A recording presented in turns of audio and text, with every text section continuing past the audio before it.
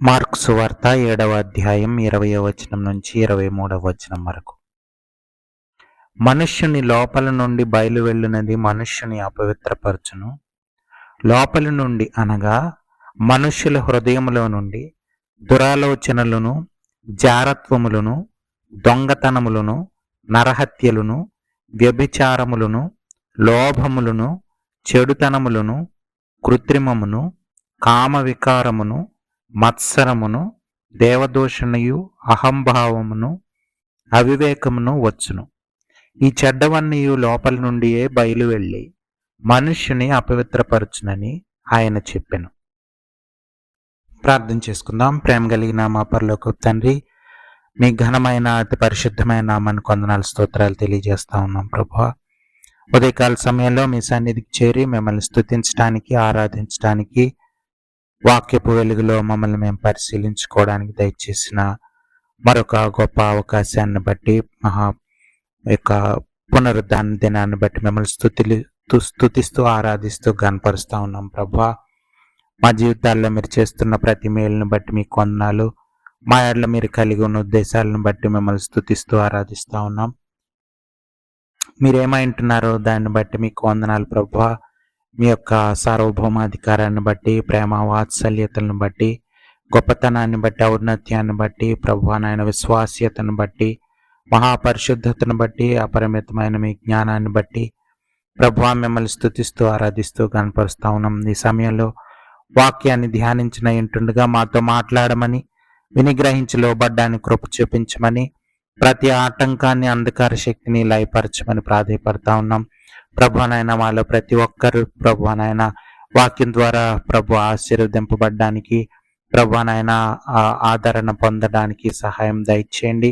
ప్రభువా నాయన వాక్య పరిచర్య ప్రభు ద్వారా ఆదరించబడ్డానికి కృప చూపించమని, ప్రతి ఒక్కరిని జ్ఞాపకం చేసుకోమని, ప్రభువా నాయన ప్రతి ఆటంకాన్ని దూరపరచమని, ఘనత మహిమ ప్రభావాలు మీకే ఆరోపిస్తూ యేసు ప్రభు వారి అతి పరిశుద్ధమైన నామంలో ప్రార్థన అడిగి వేడుకుంటున్నాం తండ్రి, ఆమేన్. షాంఘై అని చైనా దేశంలో ఒక ప్రాంతంలో ఇద్దరు స్త్రీలు ఈ విధంగా మాట్లాడుకుంటున్నారంట. వాళ్ళు హడ్సన్ టేలర్ అనే బ్రిటిష్ ఆయన చైనా దేశానికి వచ్చి చాలా చైనా ఇన్లాండ్ మిషన్ అని స్థాపించి చాలా పరిచర్య చేశారు, చాలా మందికి తెలుసు. అయితే ఆయన గురించి, ఆయన ఎంత సాధించాడు కదా, ఇంత అకంప్లిష్మెంట్స్ ఉన్నాయి కదా ఆయన జీవితంలో, ఆయన ఎప్పుడైనా వీటన్నిటిని బట్టి గర్వపడ్డా అన్నది వాళ్ళకు వచ్చినటువంటి ఆలోచన. అయితే హడ్సన్ టేలర్ మిస్సెస్ని అడిగారంట, మారియా అనే ఆమె దగ్గరికి వెళ్ళి, మాకు డౌట్ వచ్చింది, మీరు ఒకసారి హడ్సన్ టేలర్ని అడుగుతారా అంటే, తప్పకుండా అడుగుతాను అని చెప్పి ఆమె హడ్సన్ టేలర్ని అడిగిందంట. మీకు ఎప్పుడైనా ఇలాగ ప్రైడ్ ఫీల్ అయ్యారా, ప్రైడ్ అంటే ప్రౌడ్ మూమెంట్ ఫీల్ అయ్యారా అంటే, ఇంత అకంప్లిష్మెంట్స్ మీరు చేశారు కదా అంటే, హడ్సన్ టేలర్ ఏమి అకంప్లిష్మెంట్స్, ఏమి సాధించాను అని అంటే, ఇవన్నీ మినిస్ట్రీ ద్వారా మీరు చేసిన పనులన్నీ అంటే, అవేమీ నాకేమీ గుర్తులేవు, దాని గురించి నేను ఎప్పుడు ఆలోచించలేదని చెప్పాడు. అంటే నిజంగా దేవుని మీద ఆధారపడి పనిచేసినప్పుడు మనం సొంతంగా ఏమో చేసామని మనం ఏమీ అనుకోం. ఆ విధంగా మనం గర్వపడే అవకాశం మనకు ఉండదు. ఒకవేళ నేనే ఇవన్నీ చేశానన్న ఫీలింగ్ వస్తే అది చాలా ప్రమాదకరం. ఇటువంటిది మనిషి లోపల నుంచే ఇటువంటివన్నీ వస్తాయని చెప్పి, ఇటువంటి స్వభావాలు, అహంభావం అని ఉంది 22వ వచనంలో. ఇవి చాలా పెద్ద లిస్ట్ ఉంది ఇక్కడ. ఒక 13 థింగ్స్ రాశారు. దురాలోచనలు, జారత్వములు, ఇవన్నీ కూడా నరహత్యలు మనిషి లోపల నుంచి వచ్చి మనిషిని అపవిత్రపరిచేస్తాయని చెప్పి. అందులో 22వ వచనంలో చూస్తే అహంభావం అని ఉంది. ప్రైడ్ అన్నది చాలా భయంకరమైంది. అది మనిషి లోపల నుంచి, మన లోపల నుంచి వచ్చి మనల్ని అపవిత్రపరిచి, దేవుడి నుంచి దూరం చేసి, దేవుని కృప దొరకకుండా అయిపోతది. ఒకసారి ఒక యవనస్తుడు ఒక దైవ సేవకుని దగ్గరికెళ్ళి, నేను చాలా మానసికంగా ఒత్తిడికి లోనయ్యాను అంటే డిప్రెషన్‌కి లోనయ్యాను. దాని నుంచి బయటపడలేకపోతున్నానని చెప్పాడు. చెప్పినప్పుడు ఆ దైవ సేవకుడు ఆ యవనస్తునికి చెప్పాడు, "దానికి కారణం ఏంటో తెలుసా?" అని చెప్పి. దానికి కారణం ఏంటంటే అహంభావమే, ప్రైడే అని చెప్పాడు. సో, దాన్ని తగ్గించుకోవడం అన్నది చాలా ప్రాముఖ్యమైంది. అంటే ఈ ప్రైడ్ అన్నది చాలా మనిషిని నాశనం చేసి, అపవిత్రపరిచి, దేవునికి దూరం చేసి నాశనం చేసేస్తది. ఇవన్నీ మనిషి లోపల నుంచి వచ్చే ఆలోచనల నుంచే పుడతది కాబట్టి మనం అర్థం చేసుకోవద్దు. ఇది ఎవరి వల్లనో మనకు జరిగేది కాదు. మనల్కి మనమే అపకారం చేసుకునే పరిస్థితి. సో, చాలామంది ఈ రోజుల్లో మనం చూస్తే మానసికంగా ఒత్తిడికి లోనవుతున్న యవ్వనస్తులు, డిప్రెషన్స్‌లో ఉంటున్నటువంటి యవ్వనస్తులు కావచ్చు, లేకపోతే మిడిల్ ఏజ్డ్ ఓల్డ్ పీపుల్ అలాగ రకరకాలుగా ఆహ్, ఉంటున్నారు. దానికి ఆహ్, బైబిల్ ప్రకారం మనం దాన్ని ఏ విధంగా మనం డిప్రెషన్ నుంచి అసలు బయటపడాలా?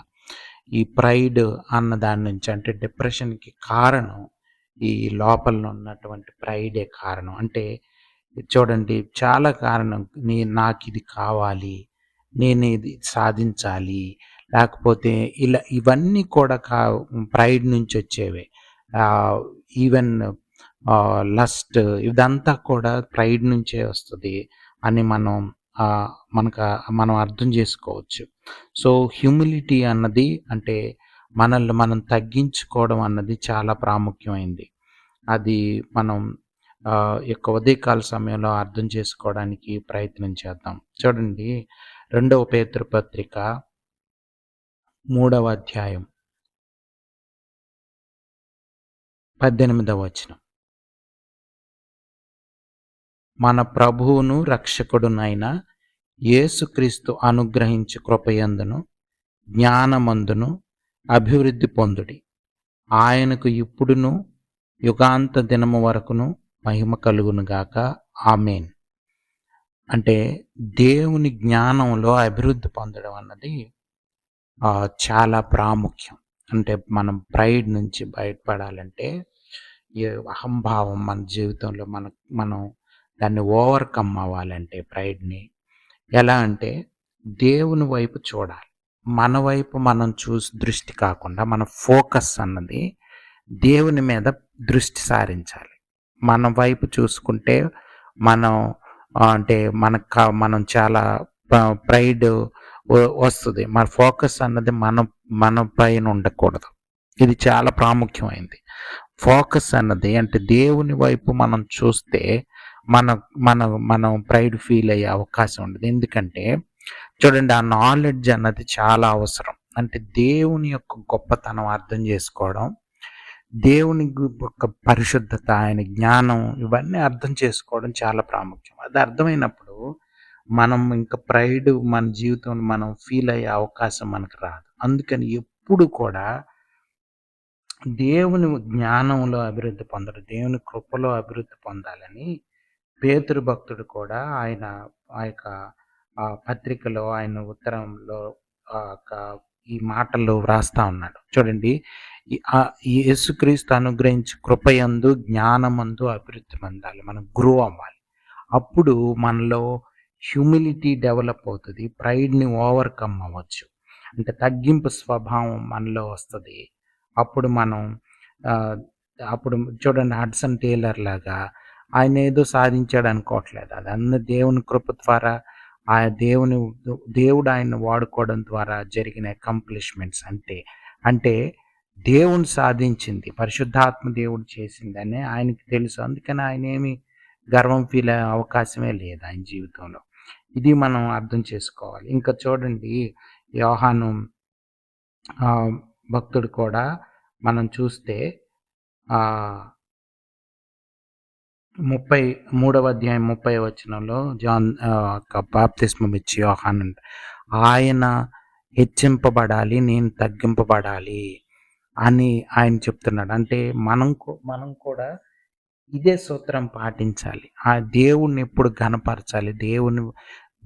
దేవునిపై దృష్టి సారించాలి. ఆయన్ని ఘనపరచాలి. ఆయన హెచ్చింపబడాలన్నది మన జీవితంలో ఉన్నప్పుడు మనం ఓవర్‌కమ్ అయ్యి దేవుని కృప మనకి దొరుకుతది. అప్పుడు దేవుని జ్ఞానం దొరుకుతది. తగ్గించుకునే వాళ్ళకి దేవుడు జ్ఞానం ఇస్తాడన్నది, ఆ కృప ఇస్తాడన్నది మనకు తెలుసు. సో, కాబట్టి మనం హ్యూమిలిటీ అన్నది చాలా ప్రాముఖ్యమైనది. ఎంత తగ్గించుకుంటే దేవునిలో అంత మనం బలపడొచ్చు, దేవునికి దగ్గర అవ్వచ్చు, దేవుని చేత వాడబడొచ్చు ప్రతి పరిస్థితుల్లో. చూడండి ఇంకా మనం చూస్తే యెహోషువ గ్రంథంలో ఒక మాట ఉంది. ఆ యొక్క 24వ అధ్యాయం, యెహోషువ 24వ అధ్యాయం 14వ వచనం. కాబట్టి మీరు యెహోవా యందు భయభక్తులు గలవారై ఆయనను నిష్కపటముగాను సత్యముగాను సేవించుచు మీ పితరులు నది అద్దరిని ఐగుప్తులోనూ సేవించిన దేవతలను తొలగద్రోసి యెహోవానే సేవించుడి. ఇది చేయాలి. దేవునికి భయపడాలి. దేవుని ఎడల భయభక్తులు కలిగి ఉండాలి. అలాగే మనం ఈ యొక్క విగ్రహారాధన అనేది దాన్ని కంప్లీట్‌గా డిస్ట్రాయ్ చేసేయాలి. అంటే విగ్రహారాధన అంటే దేవుని ప్లేస్‌లో ఏది పెట్టినా సరే, అంటే దేవునికి చెందాల్సినటువంటి ఆరాధనని, ఆయనకి చెందాల్సినటువంటి భక్తిని వేరే వేరే దేనికైనా మనం ఆ ప్లేస్‌ని ఇచ్చేస్తే అది విగ్రహారాధన కిందకి అవుతుంది. అవి మెటీరియలిస్టిక్ థింగ్స్ అవ్వచ్చు, మనీ అవ్వచ్చు, లోకంలో అందం అవ్వచ్చు, జ్ఞానం అవ్వచ్చు, వీటన్నిటిని పక్కన పెట్టాలి. మనకి టాలెంట్స్ ఉండొచ్చు, లేకపోతే అవి ఉండొచ్చు, రకరకాల ఇది ఉండొచ్చు, కానీ వీటన్నిటిని మనం డిస్ట్రాయ్ చేసేయాలి.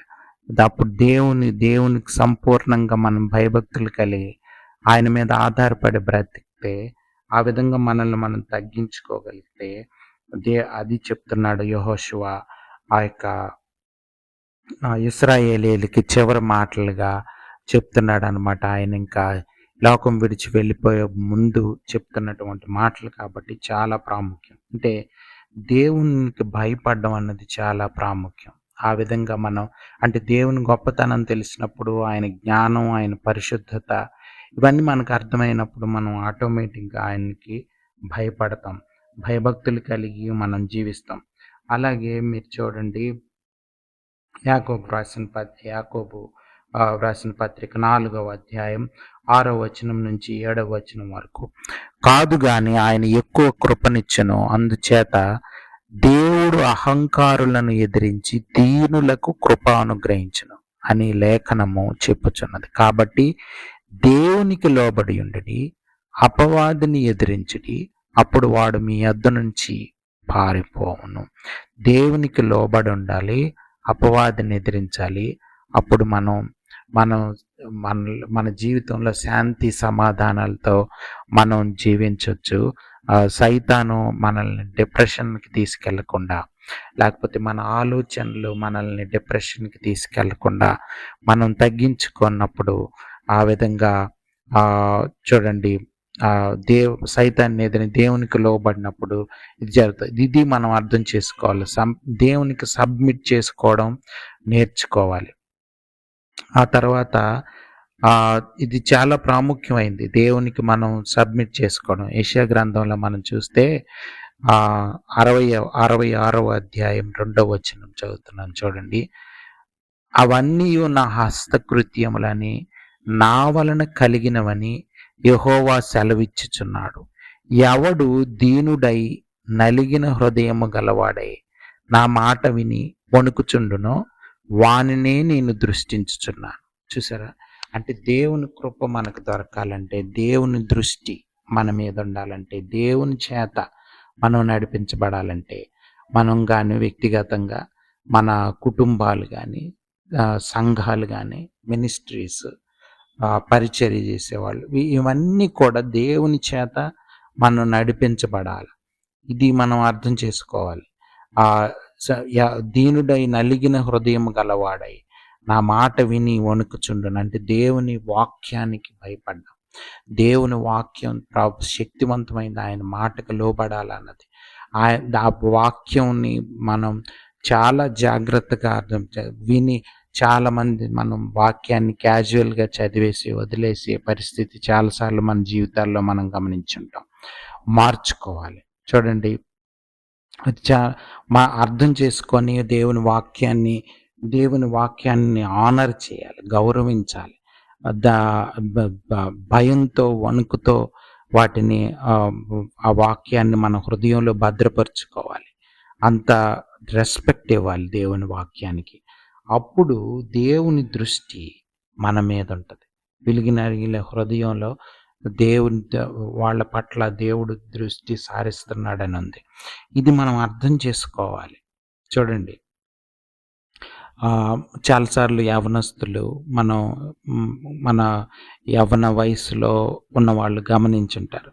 ఆ పాటలు పాడేటప్పుడు సంఘంలో చాలాసార్లు ఆ యొక్క ట్యూన్‌తో క్యారీ అయిపోతా, ఆ మెలోడీస్‌తో వాటితో క్యారీ అయిపోయి లోపల ఆ యొక్క వాక్యం యొక్క అంటే ఆ పదాల అర్థాలు మనం గమనించుకోం.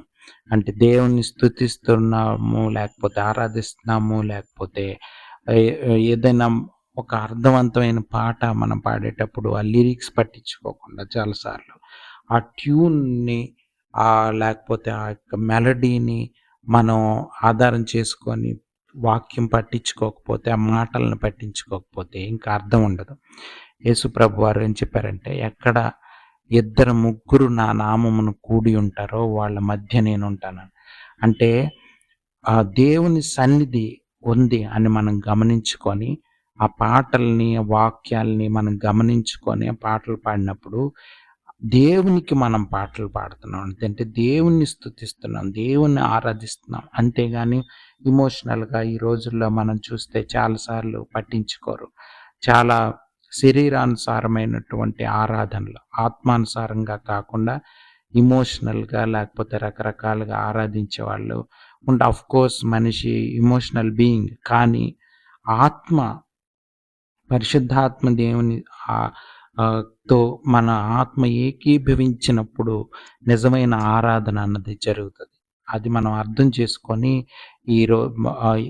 అనేక మంది యవనస్తులు మోసపోతున్నట్లు మనం మోసపోకూడదు.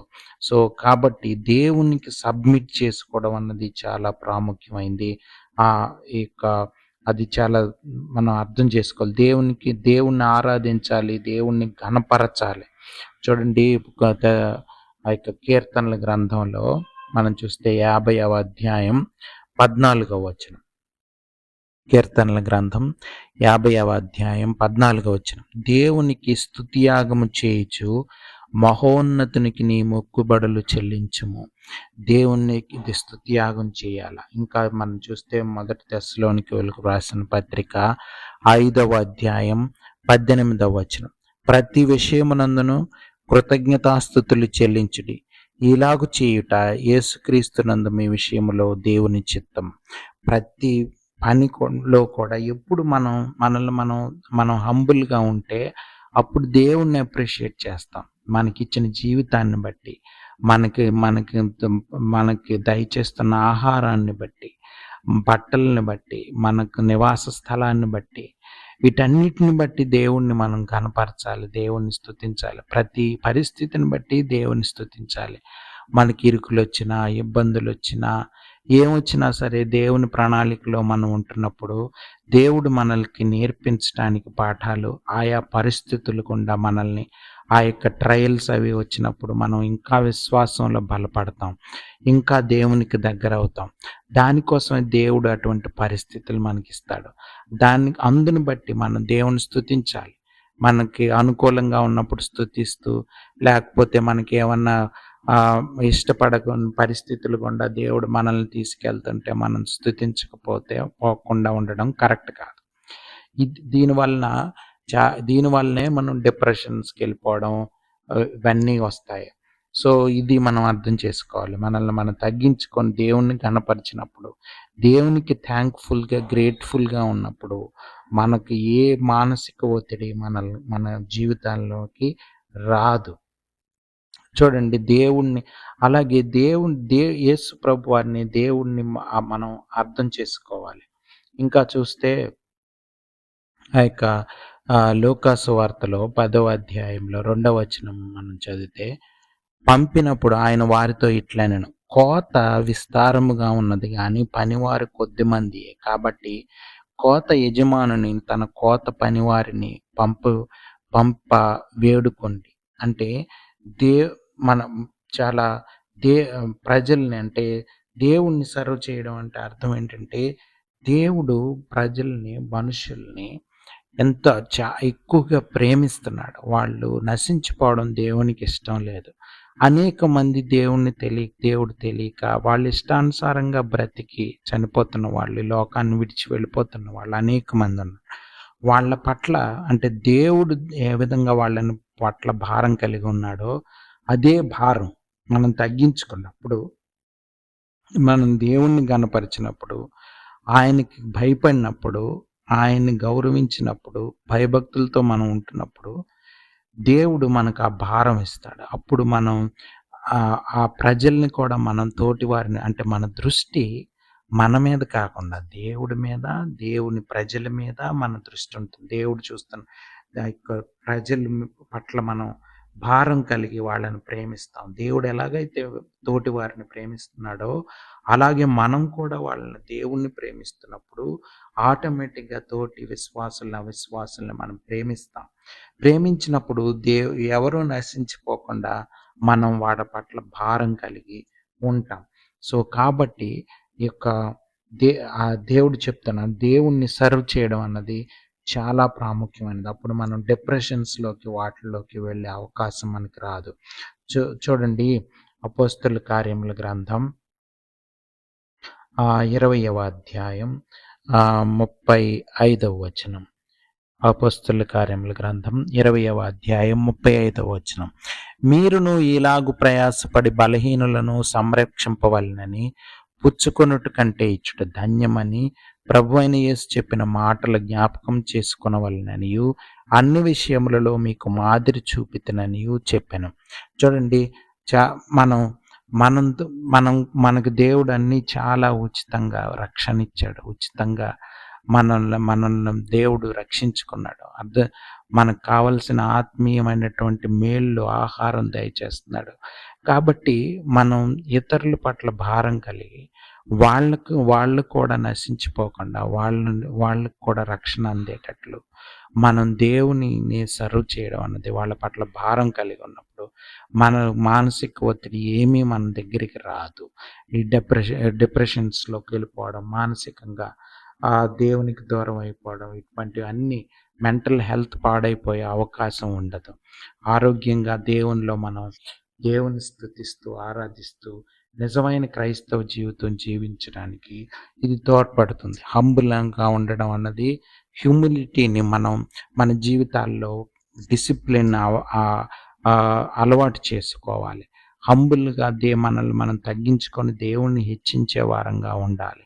సో, దాన్ని బట్టి అటువంటి జ్ఞానం ఇంకా మనకి దేవుడు దయచేయాలని ప్రార్థన చేసుకుందాం. ఇటువంటి జ్ఞానం మనకి చివరి దినాల్లో అవసరం. ఎందుకంటే చివరి దినాలు చాలా భయంకరమైన దినాలు. అనేక మంది నశించిపోతూ, దేవునికి దూరం అవుతూ, విశ్వాస జీవితాన్ని ప్రారంభించిన వాళ్ళు కూడా ఎక్కువ కాలం కొనసాగకుండానే దేవునికి దూరం అయిపోతూ, లోకంలో కలిసిపోతూ, లోకాశలకి, శరీరాశలకి లొంగిపోతున్న వాళ్ళు, దైవ సేవకులు లేకపోతే విశ్వాసులు అనేక మంది చివరి దినాల్లో మనం చూస్తూ ఉన్నాం. నిజమైన క్రైస్తవ జీవితాన్ని అర్థం చేసుకోలేక, జీవించకుండా ఉంటున్న వాళ్ళు అనేక మంది ఉంటున్నారు.